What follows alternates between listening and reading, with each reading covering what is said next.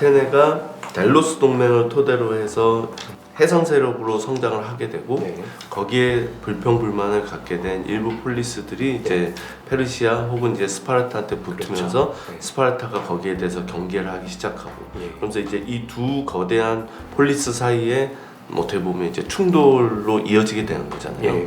참 비극적인 스토리인 것 같아요. 왜냐하면 페르시아라고 하는 거대한 외부의 적을 대상으로 불과 몇십 년 전까지만 해도 같이 손잡고 싸웠던 스파르타와 아테네가 그 적을 물리친 다음에는 그리스 세계의 패권을 두고 이제 서로 싸우게 된다. 맞습니다. 외부의 적이 물러나니 내부에서 갈등이 생기고 싸운다. 이거 정말 맞습니다. 인간 사회의 참 슬픈 비극이죠. 그래서 사실 스파르타는 아테네가 자신 전통적인 전력을 비교했을 때 아테네보다는 스파르타가 훨씬 강국이었거든요. 그리고 스파르타가 어떻게 보면 그 당대에는 주도권을 쥐고 있었는데 아테네가 살라미스 해전 이후로 급 부상하는 모습을 보고 사실 스파르타 자체도 좀 초조했던 면이 없지 않아 있습니다. 이러한 생각을 하고 있던 차에 아테네의 폭주라고 할 수 있는 그 성장 속에서 일부 폴리스들이 이제 고통을 받게 되고 그 고통을 받던 그 폴리스들이 스파르타의 손을 벌리게 되자 스파르타는 이제 이걸 기회로 삼는 거죠. 이게 아테네를 경계하고 아테네를 좀 제어할 수 있는 기회가 되겠다. 이렇게 생각을 한 거죠. 그래서 그 실제로 그 아테네에 대해서 불만을 품고 스파르타에게 도움을 청했던 그 폴리스들의 요구를 스파르타가 대변해주게 됩니다. 그리고 아테네를 압박하게 되죠. 그래서 아테네인들은 사실 여러 점에서 자기네들이 성장했던 것은 좋은 일이지만 이 스파르타랑 싸운다는 거에 대해서 사실 살짝 두렵고 경계하게 되죠. 그래서 이제 머뭇거리고 있었습니다. 이때 이제 페리클레스가 이제 나서게 되는데 페리클레스는 이제 델로스 동맹을 그 최강의 그 전력으로 이끄는 사람이기도 하고 아테네 내부에서는 민주주의를 이끌었던 사람이라고 했잖아요. 이 사람이 딱 보니까 스파르타가 저렇게 압박해올 때 여기서 아테네가 물러나면 평화로운 관계가 유지되는 게 아니라 스파르타가 점점 더 세게 압박할 것이라는 그런 걸 이제 예감한 거죠. 한 번 양보하면 끝없이 양보해야 된다. 이런 여기서 한 발 물러나면 두 발, 세 발 계속 밀려나고 그러다 보면 아테네는 다시 옛날처럼 쪼그라들 것이다. 하지만 아테네 시민들은 스파르타와 싸우기를 두려워하면서 협상을 했으면 좋겠다는 그런 분위기도 막 나오고 그러니까 이제 페리클레스가 그 시민들을 다 모아놓고 이제 연설을 하게 되죠. 스파르타에게 양보하면 우리는 끊임없이 밀릴 수밖에 없다. 그리고 우리가 양보한다고 해서 여기서 끝나는 게 아니고 스파르타와는 그 계속 갈등할 수밖에 없다. 이 싸움은 피할 수 없는 것이다. 우리는 싸울 수밖에 없다라고 얘기를 합니다. 그러면 아테네인들은 오히려 절망하겠죠. 싸울 수밖에 없다? 그러면 우리가 패하는 게 눈에 보이는 것 같은데 우리는 전쟁을 해야만 하고 지는 것인가? 이렇게 생각할 때 페리클레스가 거기에 이제 그 마음을 읽고 그 시민들의 불안을 읽고 거기다 한 마디 더 하죠. 나한테는 스파르타를 이길 수 있는 전략이 있다. 그러니까 이제 시민들이 두려움을 내던지고 페리클레스의 말에 이제 귀를 기울이게 되는 거죠. 싸울 수밖에 없다. 그러나 이길 수 있다. 안 싸울 이유가 없잖아요. 그래서 그 전략이 뭐냐 그랬더니 우리는 전통적으로 해군이 강하고 스파르타는 육군이 강하니까 우리는 육군 그러니까 땅에서 싸우는 육군전 그러니까 지상전을 피하기만 하면 된다. 이러면서 그 테미스토클레스가 페르시아의 침략을 막기 위해서 쌓아놨던 성벽들이 있습니다. 그걸 이제 다시 보강하면서 예를 들면 아테네의 그 둘레를 탄탄하게 성벽으로 쌓고 그 아테네로부터 페레이우스 항구까지가 있는데 그 길을 이어주는 성벽을 보강하게 됩니다. 지금도 가서 보면 그 왜 아크로폴리스가 보이는 그 필리포스 언덕인가? 거기에서 피레우스 항구를 보면 정말 길이 다 일직선으로 나 있어요. 근데 그게 옛날부터 이렇게 그렇습니다. 방벽이 있을 때부터 일직선이었다고 그러더라고요. 그러니까 거기서부터 가장 최단 거리로 항구까지 가는 길을 확보해뒀던 거죠.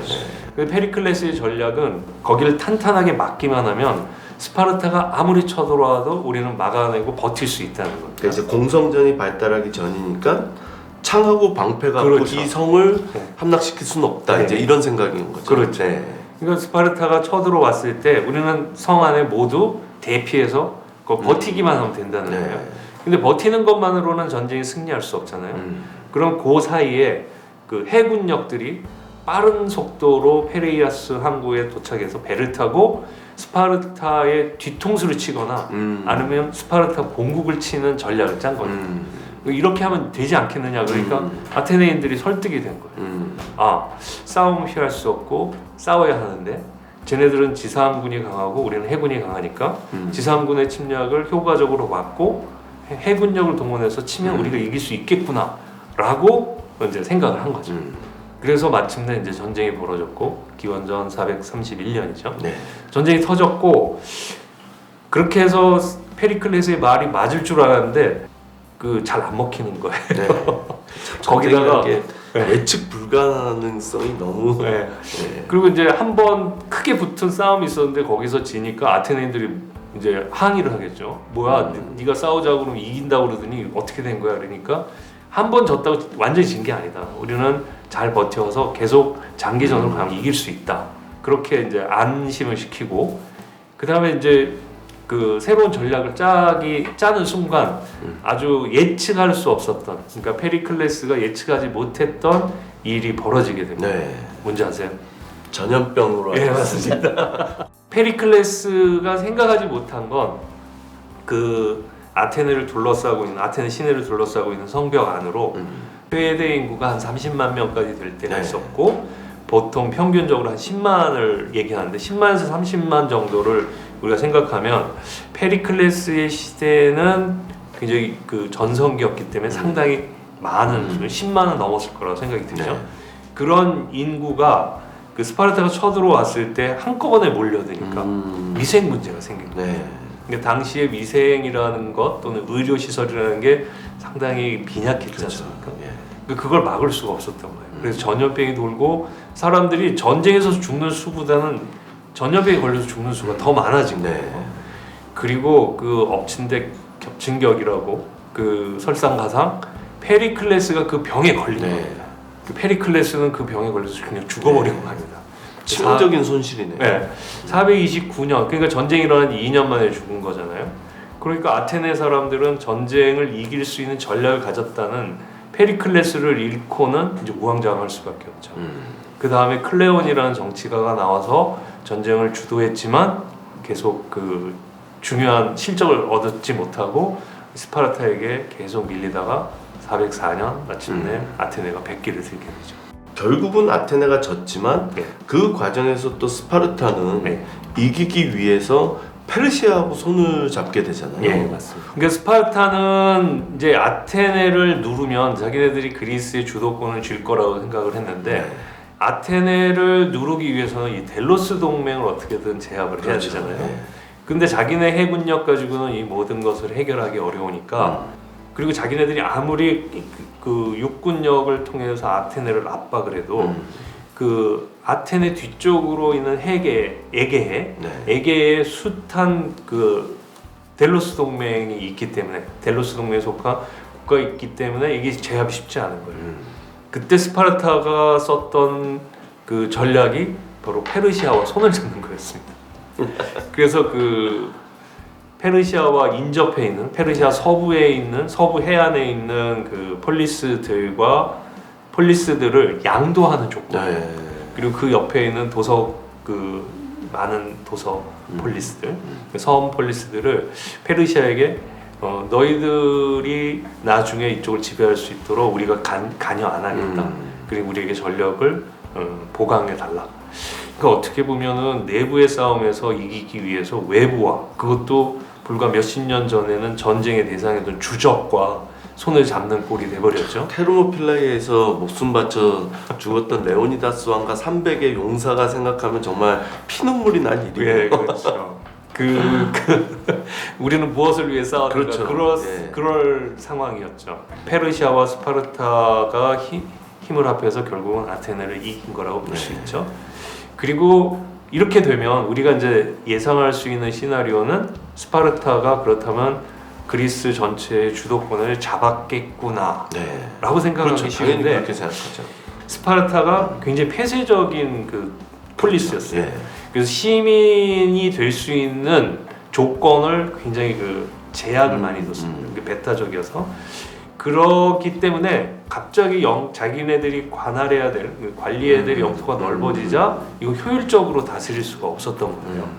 스파르타는 자신들의 그 시민은 시민수 그대로 지키면서 땅이 넓어지니까 통제가 잘 안 되는 그렇죠. 거예요. 그 사이에 아테네가 패배의 아픔을 딛고 조금씩 성장하고 그리고 아테네 북부에 있었던 테베라는 강력한 나라가 있는데 이 테베가 점점점 또 스파르타와 맞먹으려고 하는 힘을 갖게 돼요. 그리고 또 그 그리스 본토와 펠로폰네소스 반도로 있는 코린토스도 네. 자신의 목소리를 내기 거기도 시작합니다. 만만치 않은 폴리스였죠. 네. 그러면서 그 스파르타는 전쟁에서 힘을 다 빼고 얻은 건 별로 없고 그 서부 쪽에 많은 섬들은 다 페르시아에 거의 상당수를 페르시아에 넘긴 꼴이 되고 내부적으로는 자기네 자기네 그 관할할 수 있는 구역은 예전하고 그렇게 비교해서 넓어지진 않은 채 다른 나라들이 또 쓴 거예요. 그러니까 우리는 스파르타가 이걸 다 지배하고 강력한 제국을 만들 수 있었겠다 싶었는데 그런 내부적인 제약 때문에 스파르타는 성장하지 못하고 오히려 그 힘을 잃어가는 상황이 됐고 그 사이에 강력한 폴리스 몇 개가 더 쓰면서 그 전까지는 스파르타와 아테네의 싸움이었는데 그 이후에는 테베, 코린토스 등이 나서면서 그 중국의 뭐 춘추 전국 시대처럼 더 복잡하게 돼버린 거죠. 그리스 세계 입장에서는 차라리 스파르타랑 아테네 두 나라가 있을 때가 좀 더 평화스러웠고 예측 가능한 상황이었고 그렇죠. 그 전쟁 이후에는 더 복잡해지면서 예측 불가능한 시대가 돼버린 거네요. 예, 맞습니다. 네. 그리고 그 예측 불가능하고 갈등과 내부의 그 반목이 심해지는 이 상황, 내부적인 국지전이 계속적으로 지속되던 이런 상황을 이제 정리할 수 있는 또 새로운 인물이 나타나게 되죠. 그 지식인으로 꼽히는 사람은 이제 소피스트로 유명했던 고르기아스라는 사람이 있습니다. 고르기아스라는 사람 그리고 아테네 당시에 그 민주주의를 바탕으로 해서 그 법정 연설문을 가장 잘 썼다고 알려져 있는 리시아스라는 사람이 있습니다. 이 사람들이 그 올림피아 제전이 열렸을 때 사람들이 많이 모이게 됐잖아요. 그러니까 거기에 가서 우리 그리스가 더 이상 싸우지 말고 하나의 힘으로 합하자. 뭐 이런 얘기를 하게 됩니다. 그리고 이제 결정적인 얘기를 했던 사람이 바로 이소크라테스라는 사람입니다.